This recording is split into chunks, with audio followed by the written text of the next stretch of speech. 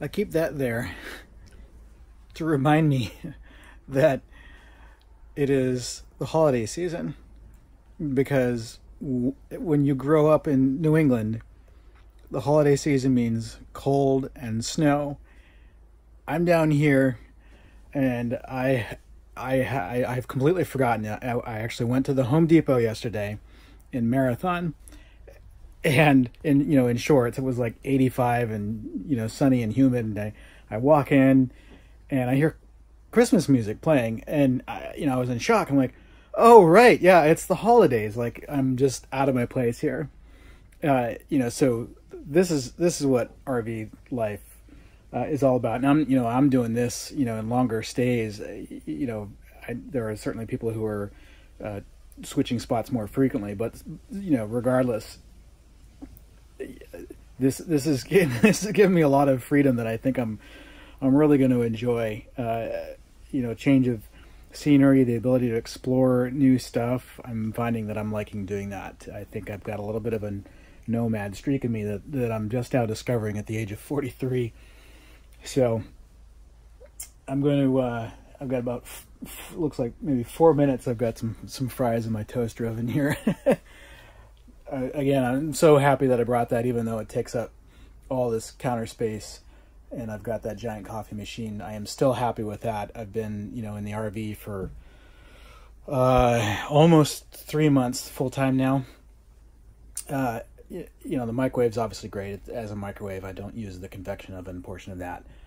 Dishwasher was something, when I was configuring the unit, I wasn't sure I was going to get the dishwasher. I'm glad I did. Even though I'm losing 2 drawers of storage to it, I haven't found, granted, disclaimer, it is just me, I'm doing this solo. But I can't imagine a second person would really add that many more, like, pots and pans and dishes to the situation. I have not had an issue with space in the kitchen. Prep space on the countertop is certainly a little bit of an issue sometimes, depending on the complexity of the dish. But I'll use the 2 tray tables that I have, or sorry, I'm making you all dizzy, or the table, the dining room table for additional prep space if I need it. That's been great. Often whenever I'm cooking, I'm only using one of the 2 cooktops, so I'll leave this actually in place, and I'll just pull this one off, and I put it back down. When I'm done cooking, I try to be really good. It helps to be really good about cleaning up as soon as you're done and get everything off and stored where it belongs, and that helps keep the clutter down so that your day-to-day isn't going to be a mess. Just don't want to burn my fries. So, leftover fries from the restaurant, Bucktooth Rooster on Big Pine Key proper. Technically, where I'm at now, it's Ohio Key. So it was about a 10-minute jaunt over to this restaurant called Bucktooth Rooster, which has lots of good reviews. Some leftover fries and some other food that I cooked is going to go together for my dinner tonight. I really should be outside grilling, but I need to use my leftovers before, and I didn't freeze them. Anyway, so I'm a happy camper. I've got my workstation here. I'm done working for the day, and I figured I need to make this video and get it posted like I said I would. I'm toying around with some other lighting here. I just put this up last night to give me some more indirect lighting, because putting on the ceiling lights, even if I dim them, or putting on other lights, it's a little bit, it doesn't give me sort of like a glowing ambiance like I would. And even the accent lighting here doesn't really quite do the trick, and can even provide reflections off the TV. So I'm just kind of tooling around with the lighting. I will notice, you probably can't see it in the video, this is flickering a little bit as a result of the power draw differences that's coming and going on the toaster oven. So that doesn't happen with the 12-volt lighting. Those are very consistent. This light's a 100-watt equivalent LED light, so I think it draws 15 watts. But anyway, I think I like that reasonably well. Anyway, I'm playing with that. I don't really need to spend 3 minutes talking about a light. I haven't even opened up this box yet, which has my Magna shades in it. The orientation of the coach is such that I don't have sunlight ever coming in the windshield or the side. I get a little bit coming in here, and so I need to put the mag shades out. I'm gonna be here for 4 months, and I want to put them up and make sure everything's okay and just get that done. So you have to install the magnets and things like that. So, but I may put them at least up on these because I do get a little sun here sometimes. So let's take a walk outside. Now, today is very different than yesterday. I actually took this video yesterday and I ended up dumping it. I'm doing this again today. Yesterday was a lot warmer. It was well, not quite as windy, but it was windy. But it stunk. If you haven't lived by the ocean where seagrass will collect and rot, it stinks. And it was really quite smelly out here yesterday. For me, there's almost no smell today. It is really bad on the 7 Mile Bridge. For me, I have to actually hold my breath. It burns on the way in. So that's been an interesting experience. I talked to the staff at the desk. I'm like, because I thought that's what the smell was, but I'm like, I don't know what this is. Can you tell me what I'm smelling? It's rotting seagrass, rotting plants, and so and they said they just get used to it. I'm like, okay, I hope I get used to it. So what you won't see today is because of the wind. These awnings were out. They pulled themselves in because of the wind. I don't even know. We're probably experiencing 15 mile, 20 mile an hour gusts, something like that. So the awnings went in, and as a result, I'm not really showing you what I have been doing, which was the Jeep, which I did have the top off on. I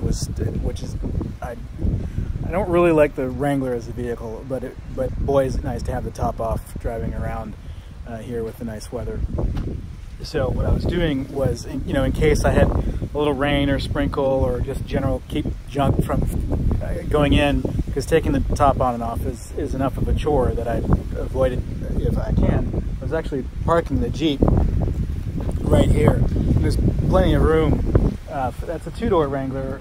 Even with a 4-door, if you back it in, there would be enough room to cover everything, so that the awnings would protect it from rain and whatnot. And there's still room, for the mat and the picnic table and everything there. So, just despite this being a short coach, it still has the ability to do that because of the length of these awnings. So that's pretty fantastic. What I've done with my bike is that I'm keeping it off the Jeep unless I'm going to take the bike somewhere, and that way the backup camera that I had installed in the Jeep works better. But I'm keeping the bike here. It's been out in the weather. This bike has actually been out in the weather for 3 or 4 months. I'm not excited about that. This is a relatively expensive bike. It is showing some rust and things like that. But the good news is, despite it being in the weather for 3-4 months like this, uncovered, I've not tuned it up. I've not had any issues with it. It's continuing to function fine. And I have a, I can't remember the name of this bike lock that I got. Maybe I'll research that, and I probably bought it on Amazon. I can put a link or something on it, but this gives me a lot of flexibility for locking the bike to pretty much anything. So I have it locked to the hitch in such a way that you can't get it off, and so that keeps the bike secure. These Massachusetts plates are getting swapped out for Florida plates tomorrow. What's today? Tomorrow or Friday. The plates are on their way here.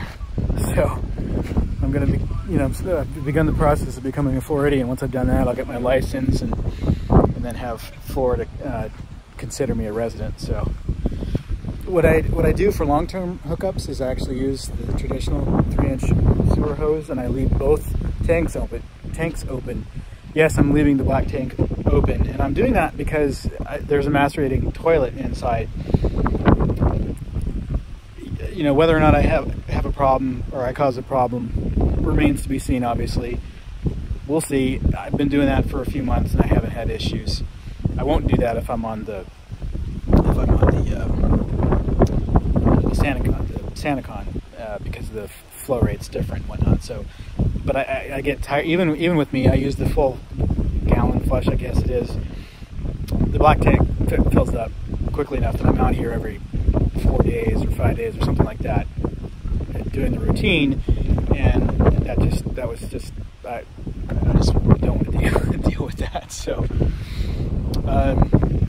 this campground's Sunshine Key RV Resort, even though it's on Ohio Key or part of Big Pine Key, it's called Sunshine Key RV Resort and Marina. They have cable television included with the package here.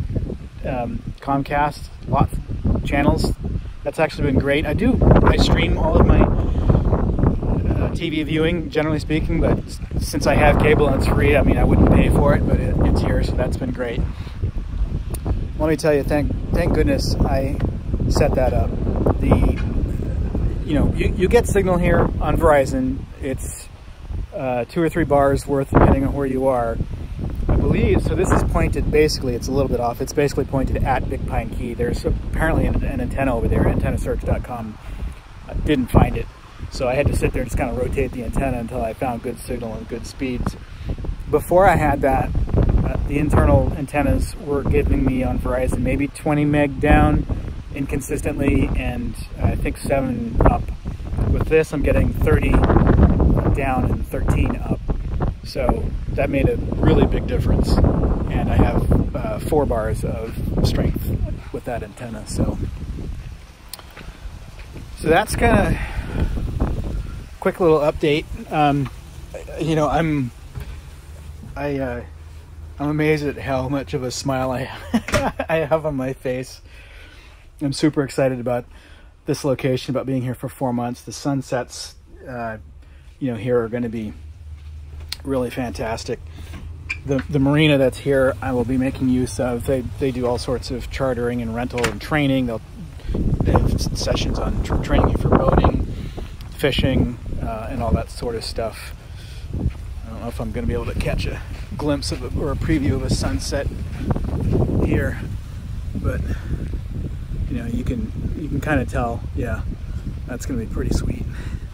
So this is just a pretty beautiful location. This whole thing was rebuilt after Hurricane Irma went through, and they started opening up earlier this year, and it's now fully open. All the spots are available.